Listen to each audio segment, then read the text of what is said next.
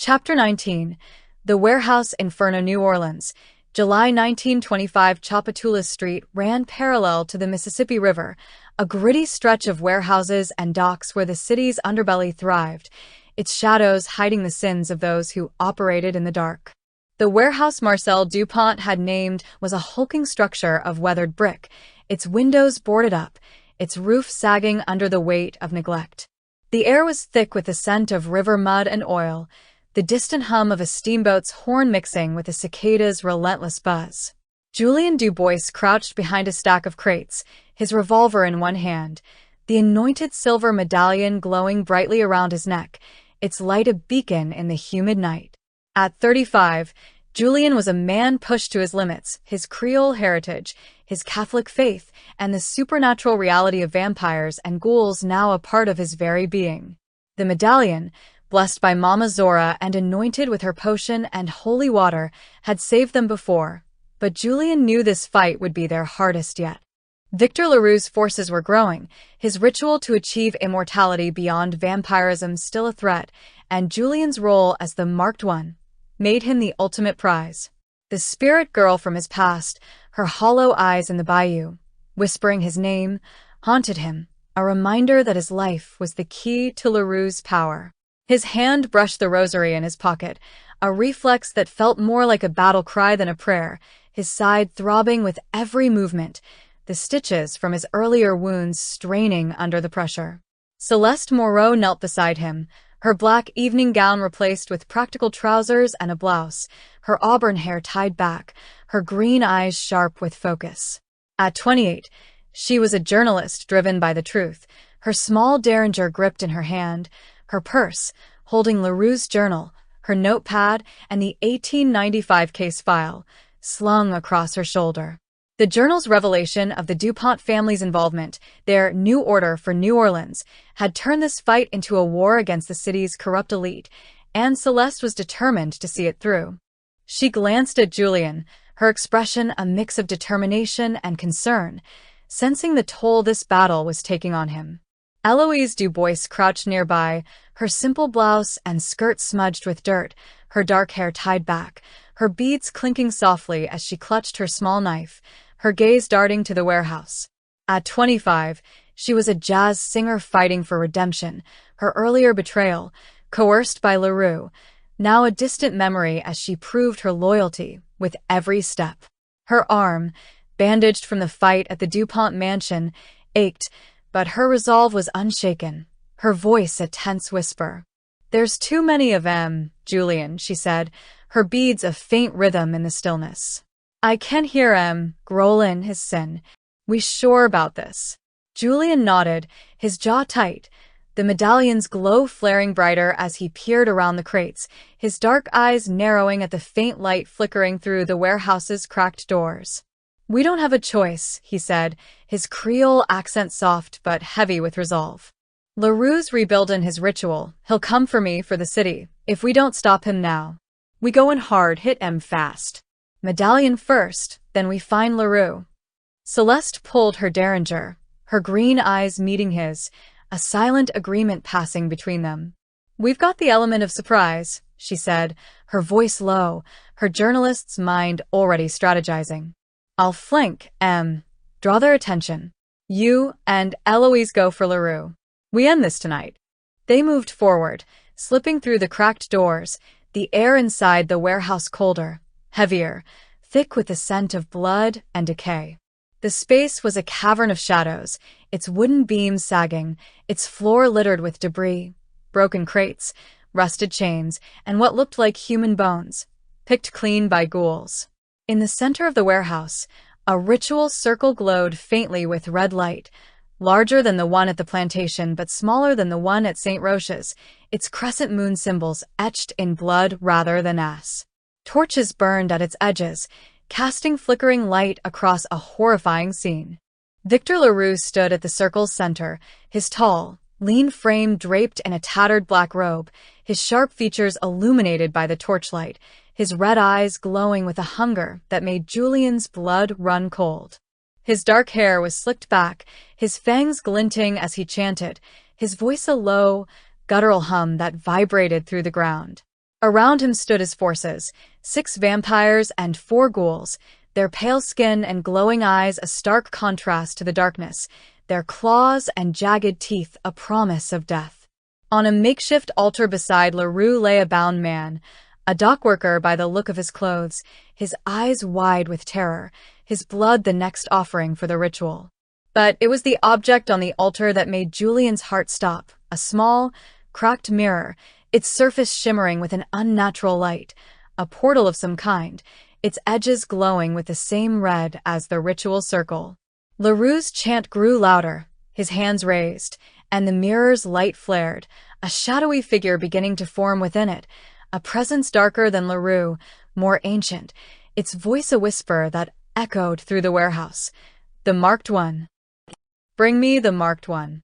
Julian's stomach churned, his hand tightening on the medallion, its glow flaring brighter as he felt the pull of the ritual, a tug at his soul that confirmed his role as the Marked One. "He's summonin' something," he whispered, his voice raw, his Creole accent thickening with dread. "That mirror, it's a gate. He's not just after immortality, he's trying to bring something worse into the city." Celeste's green eyes widened, her journalist's mind racing as she whispered, "The New Order. It's not just LaRue and the DuPonts. They're working with something. Older, darker. We need to stop him now, before that thing comes through."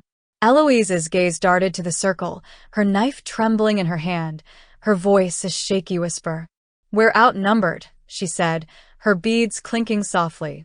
"But I'm with you. Let's do this."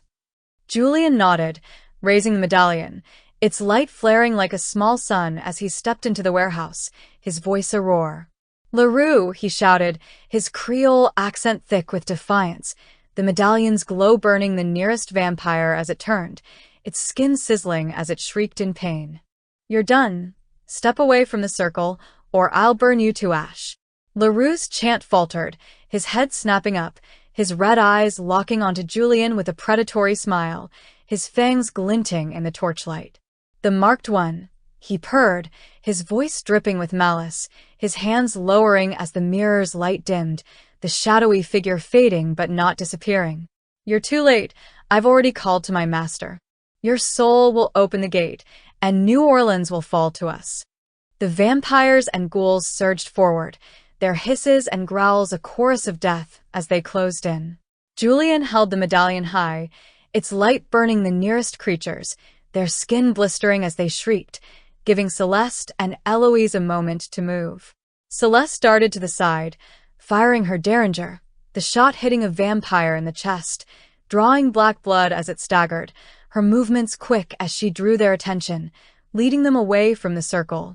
Eloise followed Julian, her knife at the ready, her beads clinking as she stayed close, her gaze darting to the altar. Julian fired his revolver, the gunshot echoing through the warehouse, the bullet hitting a ghoul in the head, its jagged teeth snapping as it collapsed in a heap of gray flesh. The medallion's light burned another vampire, its shrieks filling the air as Julian pushed forward, his side throbbing, blood seeping through his bandages, but his resolve unshaken. LaRue laughed, a cold, hollow sound that echoed through the warehouse, and raised his hand, summoning the ritual's power, the circle's red light flaring brighter, the mirror glowing again as the shadowy figure reappeared, its whisper louder now. "The Marked One. Now." LaRue lunged, his movements a blur, his claws slashing at Julian, who dodged, the medallion's light burning LaRue's arm as he passed, drawing a hiss of pain.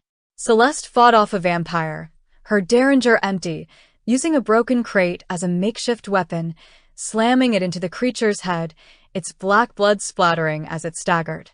She reached the altar, cutting the dockworker's ropes with a shard of glass, her voice a desperate whisper as she helped him to his feet. "Run," she shouted, pushing him toward the door, her green eyes darting to Julian, who was locked in a deadly struggle with LaRue. Eloise stabbed a ghoul, her knife sinking into its chest, its jagged teeth snapping at her as she pulled back, her beads clinking frantically, her voice a cry of fear and defiance. "Julian, the mirror," she shouted, her gaze darting to the altar, the shadowy figure growing more solid, its presence a weight that pressed down on them all. Julian pressed the medallion against LaRue's chest, its light searing through the vampire's robe, burning his flesh with a sickening sizzle, but LaRue was relentless, his claws slashing at Julian's arm, drawing blood as he snarled, his red eyes burning with rage.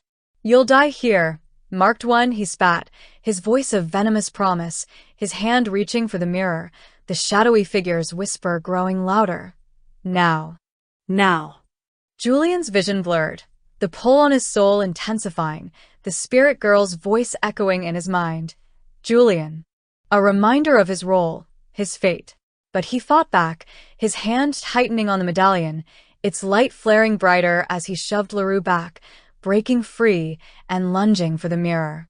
"Not tonight," he roared, smashing the medallion into the mirror, its silver surface shattering with a deafening crack, the shadowy figure's scream echoing through the warehouse as the red light extinguished, the ritual circle's power broken. The backlash was immediate, the air rippling with a shockwave that knocked LaRue to the ground, his scream echoing as the remaining vampires and ghouls shrieked in agony, their connection to the ritual severed. Julian staggered, his strength fading, blood dripping from his arm and side, his vision swimming as he collapsed to his knees, the medallion's glow dimming in his hand. Celeste ran to him, her green eyes wide with fear as she dropped to his side, her hands pressing against his wounds, her voice trembling. "Julian, stay with me," she cried, her journalist's composure shattered by the sight of him hurt, her hands slick with his blood. "We did it. You broke the gate." LaRue struggled to his feet, his red eyes burning with rage, his charred flesh healing too quickly, a testament to his vampiric power. "You've delayed my master's arrival," he hissed, his voice a venomous promise as he backed toward a side door, his remaining forces following, their hisses fading into the night. "But I'll have your soul, marked one, and the DuPonts will finish what I started." Eloise helped the dockworker to the door, her arm bleeding but her expression resolute, her voice a shaky whisper as she returned to Julian and Celeste. "He's gone," she said, her beads clinking softly, her gaze darting to the shattered mirror, the air still heavy with the aftermath of the ritual's disruption. "But what was that thing in the mirror? What's LaRue trying to bring here?" Julian's vision blurred, his strength fading, but he managed a weak nod, his hand finding Celeste's, his voice a ragged whisper, his Creole accent soft. "Something worse than him," he said, his dark eyes meeting hers with a mix of gratitude and exhaustion. "We need to warn the city. The DuPonts. They're still out there." Celeste nodded, tears in her eyes as she helped him to his feet, her arm around his waist to support him, her voice fierce despite the fear in her gut. "We'll stop them," she said, her green eyes blazing with resolve. "But first we get you to a doctor again. No arguments." They stumbled out of the warehouse, the dockworker following, the air outside cooler, the river's murmur a mournful song as the first light of dawn crept over the horizon. The medallion's glow dimmed, its power spent for now, and Julian felt the weight of the future pressing down, the DuPonts, LaRue, the shadowy entity in the mirror. New Orleans was a city of shadows, and they'd just uncovered its darkest one yet.